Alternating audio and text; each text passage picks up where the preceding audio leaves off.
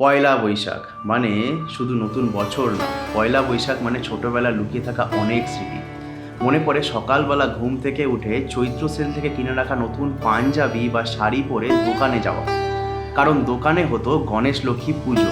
ঠাকুর মশাইয়ের হাতে আঁকা প্রথম পৃষ্ঠার স্বস্তিক চিহ্ন থেকে শুরু করে পুরনো বছরের ক্যালেন্ডার বদলে নতুন বছরের ক্যালেন্ডার টাঙানো। আর দুপুরে মায়ের হাতের কষা মাংস আর পোলাও। কিন্তু এখানেই নববর্ষ শেষ নয়। বিকালে বাবার হাত ধরে দোকানে দোকানে হালখাতার নিমন্ত্রণে যাওয়া, কোনো দোকানে নতুন মিষ্টির প্যাকেট থেকে শুরু করে কোনো দোকানের সাথে আইসক্রিম আর কোল্ড ড্রিঙ্কস পাওয়ার সেই উৎসাহ। কিন্তু জানো তো কি, আজ আমরা যত বড় হচ্ছি ধীরে ধীরে হারিয়ে যাচ্ছে সেই স্মৃতিগুলো।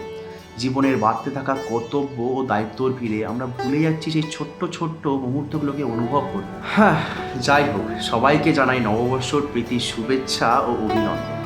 তোমাদের নতুন বছর খুব ভালো কাটুক।